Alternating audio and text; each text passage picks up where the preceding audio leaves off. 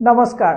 অসমলৈ নৰেন্দ্ৰ মোদী ডাঙৰীয়া আহিছে আমি স্বাগতম জনাইছো ভাৰতৰ প্ৰধানমন্ত্ৰী খানাপুৰা ফিল্ডৰ পৰা অসমৰ ৰাইজক আকৌ সম্বোধন কৰিব মনতে পেলাই দিব বিচাৰিছো এইখন ফিল্ডৰ পৰা 2014 ত কৈছিলে 16 মে की बात जितना यहाँ पे घुस बैठी हुए है ताली टुकुला बांधकर जाना पड़ेगा কা আনিলে গতিকে এতিয়া আকৌ অমিত শাহে কৈছে যে কা বলবৎ কৰিব আমি এই কথাবিলাকত গলো সপোনৰ সদাগৰ নৰেন্দ্ৰ মোদী ডাঙৰীয়াই 2 কোটিকে চাকৰি দিব 15 লাখকে জনধন একাউণ্টত পইচা সোমাব তাৰ পিছতে সবকা সাথ সবকা বিকাশ হ'ব এই গোটেই কথাবিলাক কৈছিলে টুইন টাৱাৰ হ'ব এডভান্টেজ আসামত ময়ো আছিলো সেইখন মিটিঙত এডভান্টেজ আসামত তেওঁলোকে কৈছিলে টুইন টাৱাৰ হ'ব হাইৱে এক্সপ্ৰেছ হাইৱে হ'ব মেট্ৰো ট্ৰেইন আহিব স্মাৰ্ট সিটি হ'ব স্মাৰ্ট সিটিৰ কথাটো কৈ থৈছো স্মাৰ্ট সিটিৰ নামত সৰ্বানন্দ সোণোৱালৰ ডাং দিনত যি 400 কোটি টকা আহিছিলে বেংকত থৈ পেলে সুদ খোৱা চৰকাৰীখনে তেওঁলোকে স্মাৰ্ট সিটিৰ কাম নকৰিলে এইখিনি পইচা বেংকত থৈ সুদ খালে বাৰু সেইবোৰ কথা পিছত সপোনৰ সদাগৰ নৰেন্দ্ৰ মোদী ডাঙৰীয়াই অসমৰ ৰাইজক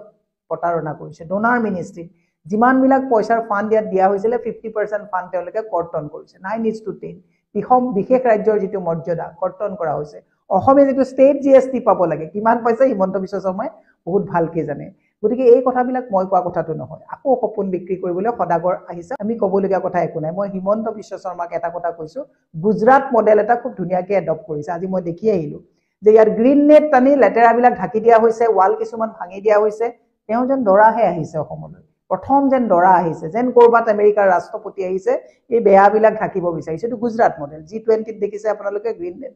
ঢাকি দি বিশ্বৰ ওচৰতে একদম বিৰাট ধুনীয়া এখন মানে ইন্ডিয়া দেখুৱাব বিচাৰিছিল আমেৰিকাৰ ৰাষ্ট্ৰপতি আহোতে গুজৰাট মডেল তাত মানে ঘৰ দুৱাৰ ভাঙি দি পেলে গ্ৰীণ নেট লগাই দিয়া হৈছিল সেই গুজৰাট মডেলটো অসমলৈ তেওঁলোকে এডপ্ট কৰিছে তাত আমাৰ কবলগীয়া কথা একো নাই মদৰ ৰাজহৰে চলা এইখন চৰকাৰে হেলিকপ্টাৰেৰে ঘুৰি মদৰ ৰাজহৰ পৰ্যায়ৰ ৰাজকোষ অপব্যৱহাৰ কৰিছে এইবিলাক পইচা অপব্যৱহাৰ কৰিছে অসমৰ ৰাইজক এটা কথা ক'ব বিচাৰিছো আমি দৃষ্টিগোচৰ কৰিম যে যোৱা 14 সনত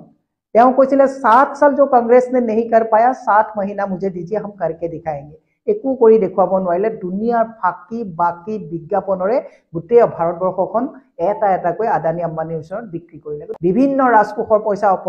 অপচয় কৰি পেলে মানুহ আনিব মিটিং কৰিব তাতো আমাৰ কবলগীয়া কথা একো নাই কাইলৈ কেনেকুৱা সপোন অসমবাসীৰ ওচৰত বিক্ৰী কৰি থৈ যায় ৰণডংকা বজাবৰ কাৰণে যেটো পেকেজ ইয়াত ঘোষণা কৰিছে আগৰ পেকেজবিলাক কিমান ইয়াত মানে লগোৱা হল এই কথাবিলাক আমি লক্ষ্য ৰাখিম আমি এটা চিন্তাত পৰিছো যে আগৰ সপোনবিলাক যেটো বাস্তৱ নহল অহাকালিলৈ কি সপোন বিক্ৰী কৰে অসমৰ ৰাইজে সপোনবিলাকক কিমান ভাবে আয়ত্ত কৰে হৃদয়ঙ্গম কৰে তাৰ অপেক্ষাত আমি আছো দেখা যাওক কালি তেওঁতে আৰু নতুন কি সপোন বিক্ৰী কৰে 16 মেত কিন্তু বিদেশী নগলে কাহিল এই কথাটো মনা পাহৰি নাযাব 42% ভাৰতৰ যুৱক কিন্তু এতিয়া সংস্থাপন পোৱা নাই বছৰি 2 কোটি দিয়া কথাটো গলে আৰু জনধন যোজনাৰ জৰিয়তে একাউণ্টত পইচা সোমোৱাটো পিছৰে কথা আমাৰ কোটি কোটি একাউণ্ট খুলাই লৈ পেলে মানুহবিলাকৰ পৰা পইচা আত্মসাৎ কৰি লৈ গল লাষ্ট কথাটো এটা কৈছো 2000 টকা ডিমনিটাইজেশনৰ সময়ত 2000 টকা নোটটো 7 বছৰ চলাব নোৱাৰা এইখন অপদাৰ্থ চৰকাৰে অহাকালি কি ধৰণৰ ইয়াত সপোন বিক্ৰী কৰে তাৰ কাৰণে আমি দৃষ্টিগোচৰ ৰাখিম ধন্যবাদ